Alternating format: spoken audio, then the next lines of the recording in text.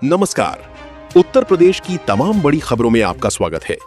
खबरों का सिलसिला शुरू करने से पहले वीडियो को लाइक करके चैनल को सब्सक्राइब कर दीजिए और आप ये वीडियो किस शहर और राज्य से देख रहे हैं हमें कमेंट करके जरूर बताएं।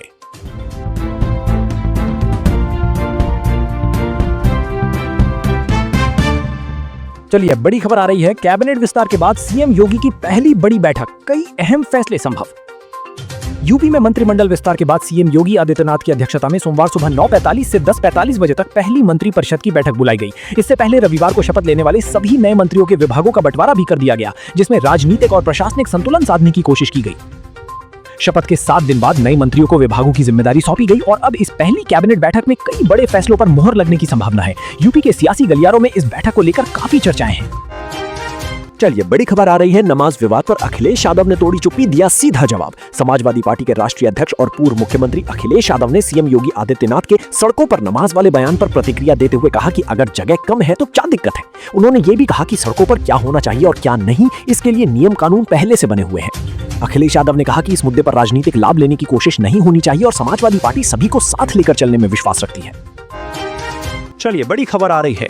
हत्याकांड में न्याय मांगने गई सांसद इकरा हसन हिरासत में।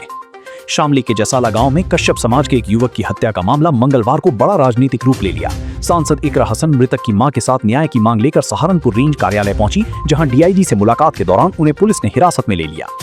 सांसद इकरा हसन ने आरोप लगाया कि मुलाकात के दौरान मृतक की बुजुर्ग मां के साथ अभद्र व्यवहार किया गया और जब पीड़ित पक्ष अपनी बात रख रहा था तभी डीआईजी बैठक छोड़कर चले गए। इस पर सांसद ने कड़ा विरोध दर्ज कराया।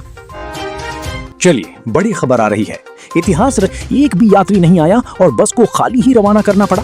करीब 2.25 घंटे इंतजार के बाद बस लगभग 12:15 बजे मेरठ के लिए निकली। चलिए, आशाजनक जरूर है।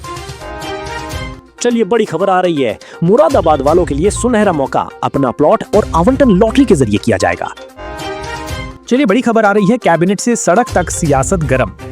सीएम योगी आदित्यनाथ की अध्यक्षता में हुई कैबिनेट बैठक में 1 दर्जन से अधिक प्रस्तावों पर मुहर लगी, जिनमें लोकतंत्र सेनानियों को कैशलेस इलाज, लखनऊ व आगरा मेट्रो विस्तार के लिए भूमि व एमओयू को मंजूरी और ओबीसी आरक्षण के लिए पिछड़ा वर्ग आयोग का गठन शामिल है। वहीं सीएम योगी ने सड़क पर नमाज को लेकर स्पष्ट कहा कि नमाज शिफ्ट में पढ़ें, लेकिन सड़क पर नहीं पढ़ने दी जाएगी। दूसरी ओर सपा राष्ट्रीय अध्यक्ष अखिलेश यादव ने प्रधानमंत्री नरेंद्र मोदी की 1 साल तक सोना न खरीदने की अपील पर तीखा हमला बोलते हुए आरोप लगाया कि बड़ी कंपनियों को फायदा पहुंचाने के लिए युद्ध का बहाना बनाकर देश में सोना बंदी की कोशिश हो रही है। इसके अलावा शुभेंदु अधिकारी की पीए की हत्या के आरोपी को भी गिरफ्तार कर लिया गया है। चलिए, बड़ी रंग साफ नजर आया।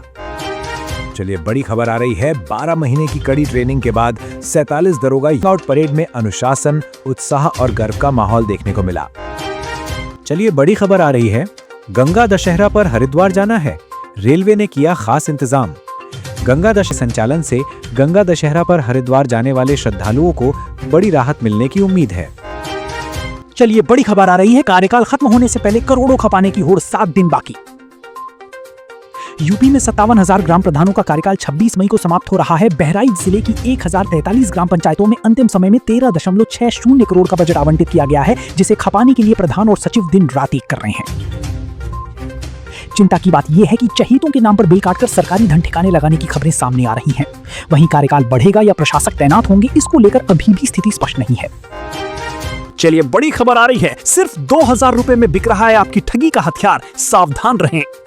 टेलीग्राम और सोशल मीडिया पर विदेशी मोबाइल नंबर और म्यूल खाते खुलेआम 2,000 से 20,000 रुपए तक में बेचे जा रहे हैं। साइबर अपराधी नंबरों का इस्तेमाल ऑनलाइन ठगी, फर्जी निवेश, डिजिटल अरेस्ट और ओटीपी फ्रॉड जैसी वारदातों में कर रहे हैं। व्हाट्सएप पर सक्रिय विदेशी नंबरों की कीमत सबसे अधिक है। पुलिस और साइबर सेल इस नेटवर्क पर सक्रिय नजर बनाए हुए हैं और कार्रवाई शुरू कर दी गई है। अब तक जोन में 2,650 म्यूल खातों को बंद कराया जा चुका है, जिनमें करीब 400 विदेशी खाते भी शामिल हैं। कॉफी को फेस पे कभी मत लगाना, नहीं तो आपके फेस के सारे टैन गायब हो जाएंगे और आपके फेस ग्लो करने लगेंगे। और अगर ग्लो चाहिए देन टेक 2 स्पून ऑफ बेसन, 1 spoon of coffee, 2 spoon of milk. अच्छे से मिक्स कर लेना जब तक एक ठीक पेस्ट ना बन जाए। Applied all over your face and your neck. Wait for 10 to 15 minutes and wipe it properly with lukewarm water. 2 से 3 बार आपको हफ्ते में यूज करना है और बहुत जल्दी आपको रिजल्ट भी नजर आने लगेंगे। Save this for letter.